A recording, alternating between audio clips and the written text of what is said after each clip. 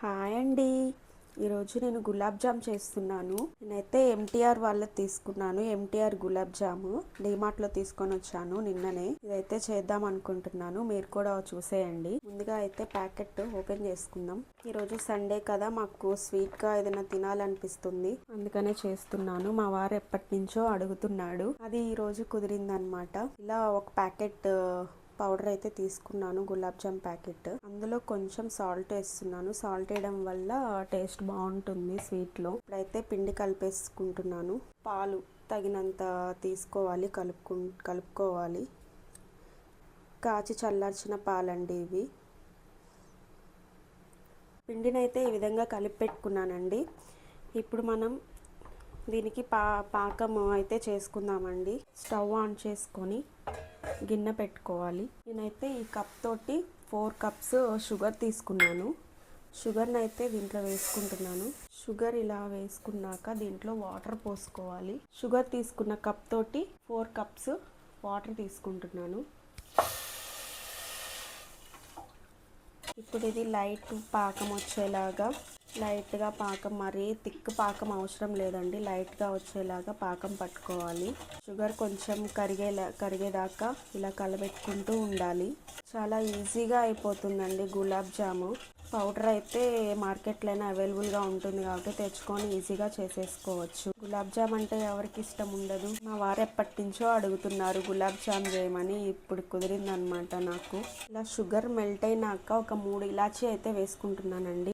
ఇలాచీ వల్ల స్మెల్ కానీ ఆ ఫ్లేవర్ గులాబ్ జామ్కి చాలా బాగుంటుంది. ఇప్పుడు ఈ పాకంలో కొంచెం సాఫ్రాన్ అయితే వేసుకుంటున్నాను. ఈ సాఫ్రాన్ కూడా సమయానికి మా ఇంటికి వచ్చిందనమాట. ఇది మా తోటి కోడలిది, నాది కూడా కాదు. తను పాలల్లో వేసుకోవడానికని తెచ్చుకుంది, నాకు ఎలాగో టయానికి దొరికింది కాబట్టి వేస్తున్నాను.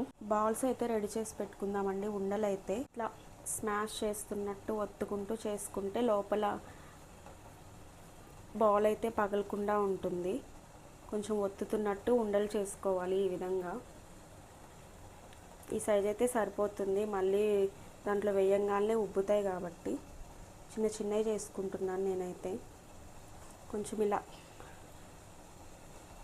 ఇలా నలుపుతున్నట్లు చేసుకోవాలి బాల్స్ని, అప్పుడే లోపలంతా ఇరగకుండా ఉంటుంది గులాబ్ జామ్ మొత్తం.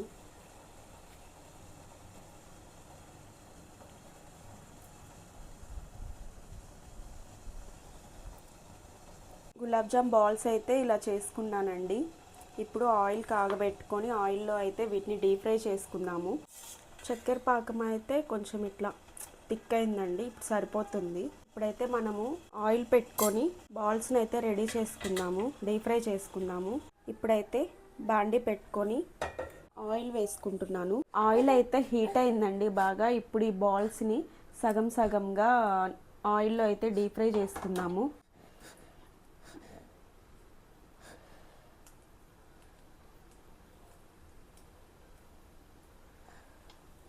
మంట అయితే మీడియంలో పెట్టుకోండి, లోపల కూడా బాగా డీప్ ఫ్రై అవుతాయి అన్నమాట. ఇప్పుడు వీటిని కలపెట్టుకుందాం. హనిగాడు వీడు నా హనిగాడు, ఎప్పుడు ఏడుస్తుంటాడు. బాల్స్ అయితే బాగా డీప్ ఫ్రై అయ్యాయండి. కలర్ కూడా బాగా చేంజ్ అయినాయి. ఇప్పుడు వీటిని ప్లేట్లోకి తీసుకుందాము. ఈరోజు మా ఇంట్లో ఫుల్ ఎంజాయ్ చేసాం. మార్నింగ్ నుంచి మా తోడి కోడలు వాళ్ళతోటి, మా ఇంటి కింద అమ్మాయి, మేము బాగా గేమ్స్ అయితే ఆడుకున్నాము. ఇప్పుడైతే ఈ బాల్స్ని ఇందాక పట్టుకున్న పాకంలో అయితే వేస్తున్నానండి. కొద్దిగా హీట్గా ఉన్నప్పుడే, పాకము వేడిగా ఉన్నప్పుడు బాల్స్ని అయితే దీంట్లో వేసేసుకోవాలి. ఒక్కొక్కటిగా ఇలా వేసుకోవాలి.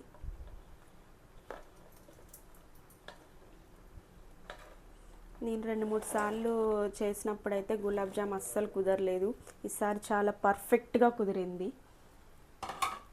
ఇప్పుడు వీటినైతే ఇలా ఒక్కసారి బాగా కలుపుకోవాలి. స్వీట్ గులాబ్ జామ్ ఇలా అయితే రెడీ అయిపోయింది. కొంచెం సేపు ఇలా ఉండనిద్దాము. ఇలా ఉన్నాక కొంచెం ఫ్రిడ్జ్లో పెట్టుకొని కూల్గా ఒక బౌల్లో వేసుకొని తింటే చాలా ఎమ్మీగా ఉంటుంది. మీరు కూడా ట్రై చేసి చూడండి కుదిరితే. నా స్టైల్లో అయితే ఇలా చేశానండి గులాబ్ జామ్. మీ స్టైల్ ఎలా చేస్తారో కమెంట్లో చెప్పండి. Thank you.